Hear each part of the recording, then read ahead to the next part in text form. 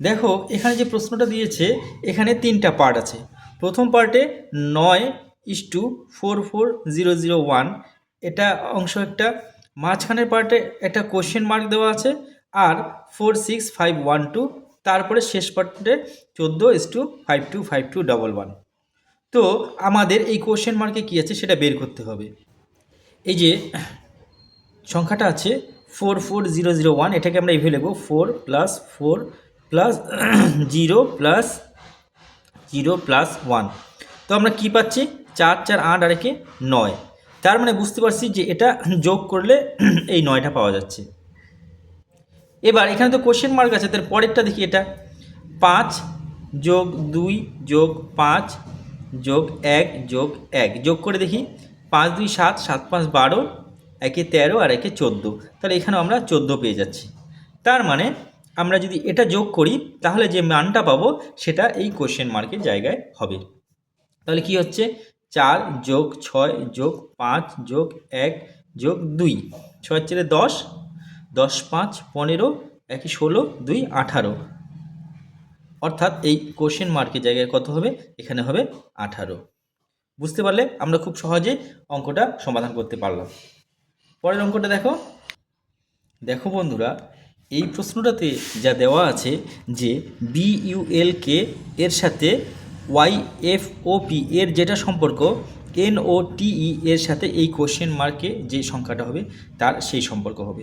তো আমরা এই অঙ্কটা সলভ করার জন্য আমরা প্রথমে কি করব, এভাবে লিখব যে কি লিখব, A B C D E F G H I J K L M.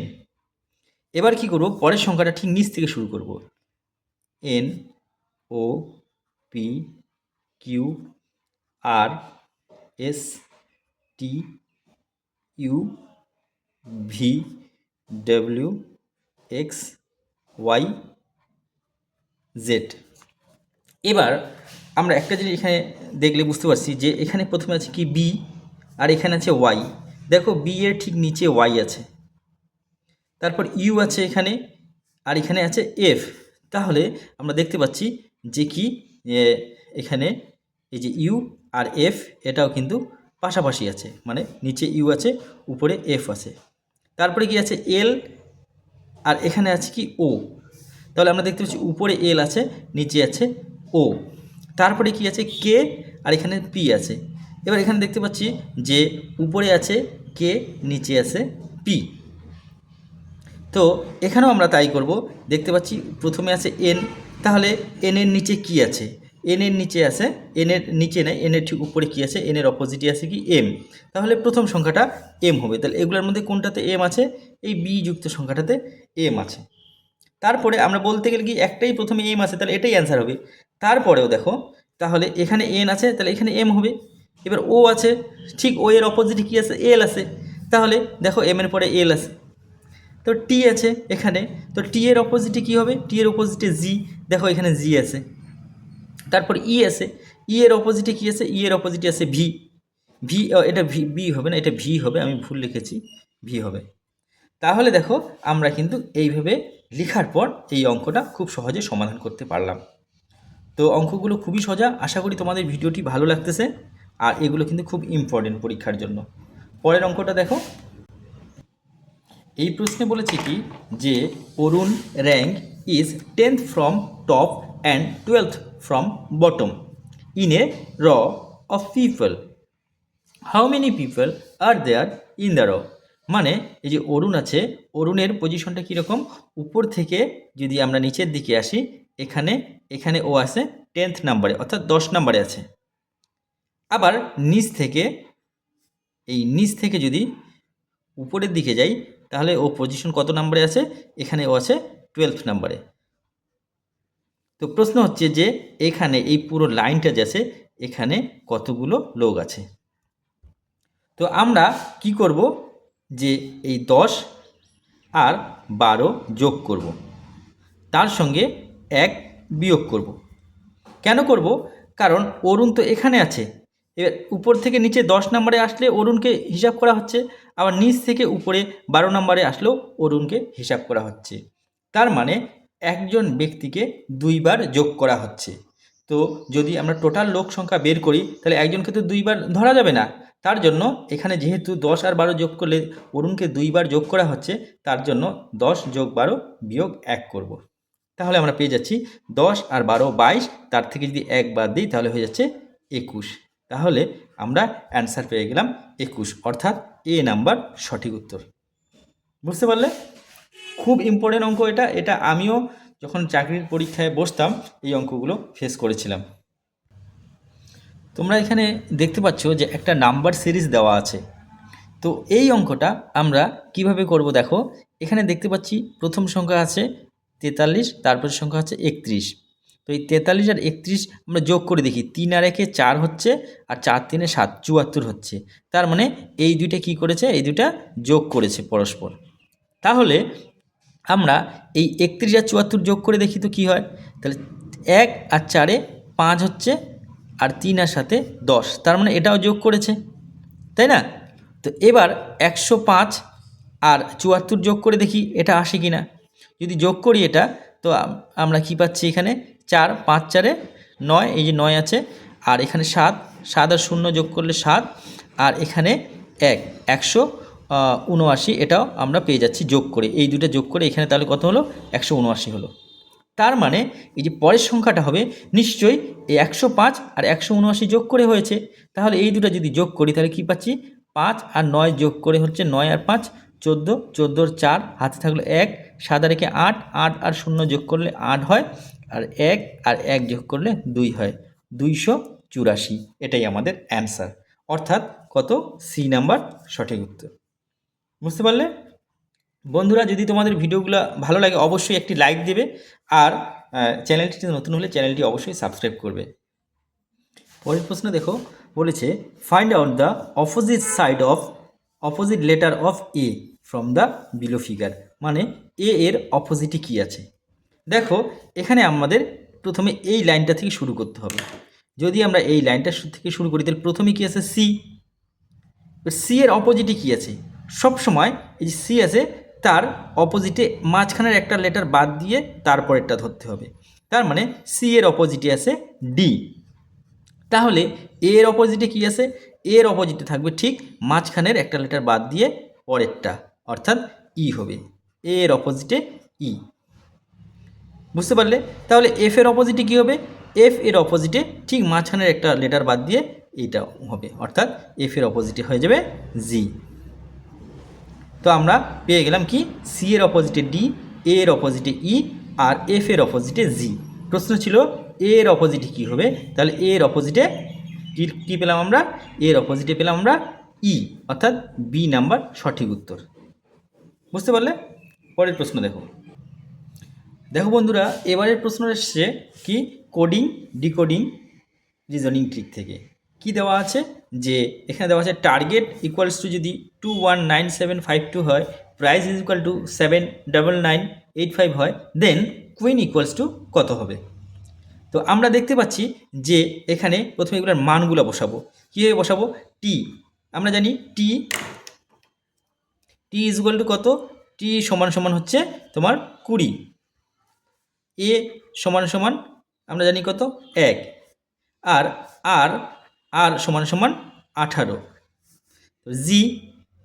জি সমান সমান 7, ই সমান সমান 5, আর আবার টি আছে, এই টি সমান সমান 20। তো এখন আমরা কি করব, প্রথমে দেখতে পাচ্ছি যে 2 আছে, তারপর 1 আছে। তো এই যে ডাবল ডিজিটের যে সংখ্যাগুলো আছে সেগুলো আমরা যোগ করব।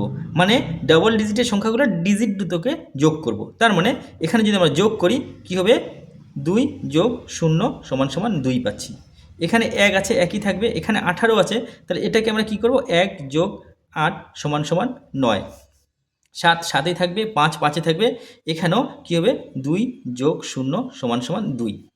তো আমরা যে সংখ্যাটা পেলাম, কি পেলাম, 2 1 9 7 5 2। এখানে দেখো 2 1 9 7 5 2, অর্থাৎ এটা কিন্তু মিলে গেছে। তাহলে আমরা বুঝতে পারলাম যে কিভাবে এই সংখ্যাটা এসেছে। তাহলে ঠিক প্রাইসটাও সেইভাবে আসবে। এবারে আমরা কি করব, কুইনটাকে মিলিয়ে দেব। তাহলে কুইনের প্রথম সংখ্যা হচ্ছে কিউ, এই কিউ সমান সমান কত হচ্ছে, কিউ সমান সমান হচ্ছে 17। তারপরে ইউ, সেকেন্ড সংখ্যা ইউ, ইউ সমান সমান কত, 21। তারপরে সংখ্যা কি আছে, ই, ই, ই মানে 5, এর আগে লিখেছি। আবার আরেকটা ই, কুইনের ডাবল ই, তাহলে আরেকটা 5। তারপর কি আছে এন, এন, এন সমান সমান কত, 14। তাহলে এখানে আমরা দেখতে পাচ্ছি যে এই সংখ্যাটার ডিজিট দুটো যোগ হবে, কি কি যোগ হবে, 1 যোগ 7 সমান সমান 8। তারপরে এটা যদি যোগ করি 2 যোগ 1 সমান সমান কত, 3। এখানে 5 5ই থাকবে, এখানে 5 5এ থাকবে, 14। এখানে কি হবে, এখানে আমরা কি করব, 1 যোগ 4 সমান সমান 5। তোমরা কি সংখ্যা পেলাম, 8 3 5 5 5। তাহলে কি পেলাম, 8 3 5 5 5। এই সংখ্যাটাই আমাদের অ্যান্সার হবে। অপশনে দেখি কোনটা, এই যে দেখো 8 3 5 5 5, অর্থাৎ সি নাম্বার সঠিক উত্তর। আশা করা যায় তোমরা খুব ভালোভাবে বুঝতে পেরেছো। যদি বুঝে থাকো এবং ভিডিওটি যদি ভালো লাগে অবশ্যই লাইক দিবে আর এই চ্যানেলটিকে সাবস্ক্রাইব করবে। পরের ভিডিও দেখো, সরি পরের ভিডিও না, পরের অঙ্ক। পরের অঙ্ক আমরা দেখতে পাচ্ছি যে এই একটা বক্স দেওয়া আছে, বক্সে সংখ্যাগুলো দেওয়া আছে, আর এই কোশ্চেন মার্কে কী হবে সেটা আমাদের বের করতে হবে। তো আমরা এটাকে এভাবে করব, দেখো এখানে 11 আছে আর এখানে 3 আছে, 3 আর 11 প্রথমে যোগ করব। তাহলে 3 যোগ 11 কত হয়, 14 হয়। আর পরের সংখ্যাটা যে 4 আছে, এই 4 দিয়ে সেটাকে গুণ করব। গুণ যদি 4 করি, 4 14 কত হয়, 56। বুঝতে পারলে? পরেরটা দেখি গুণ করে, এখানে 2 আছে আর 4 আছে, 4 আর 2 যোগ করলে কত হয়, 6, 6 হয়। আর এই 6-এর সঙ্গে যদি 6 গুণ করি তাহলে আমরা কত পাবো, 36 পেয়ে যাচ্ছি।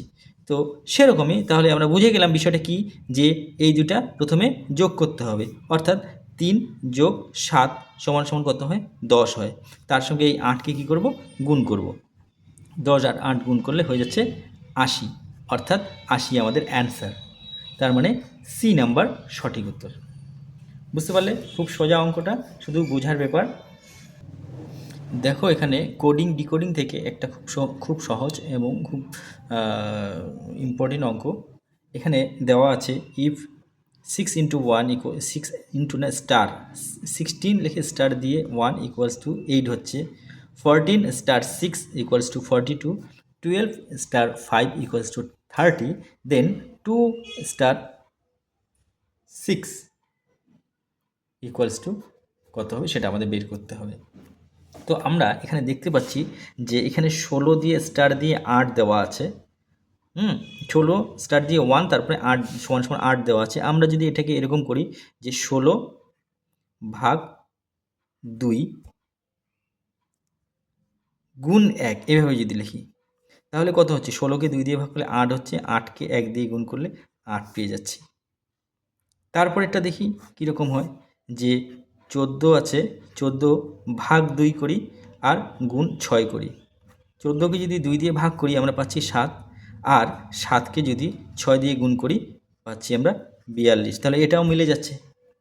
নেক্সট এটা কি আছে, তা 12 আছে, 12 ভাগ 2 লিখব, স্টারের পরিবর্তে ভাগ 2 আর গুণ 5। তো এখানে কত পাচ্ছি, 12কে 2 দিয়ে ভাগ করলে 6 হচ্ছে, গুণ 5, 5 6 30, এটাও মিলে গেল। তার মানে এখানে 2 লিখে স্টার 6 দেওয়া আছে, তাহলে আমরা 2 লিখব, স্টার মানে আমরা কী লিখব, ভাগ 2 লিখব, তারপর গুণ 6 লিখব। এবার 2কে 2 দিয়ে ভাগ করলে 1 হয়, 1-এর সঙ্গে 6 যদি গুণ করি 6কে 6 হয়। তাহলে আমাদের অ্যান্সার আমরা পেয়ে গেলাম। কি অ্যান্সার? আনসার হলো 6, অর্থাৎ এ নাম্বার সঠিক উত্তর। বুঝতে পারলে? আশা করি তোমাদের খুব ভালো লেগেছে।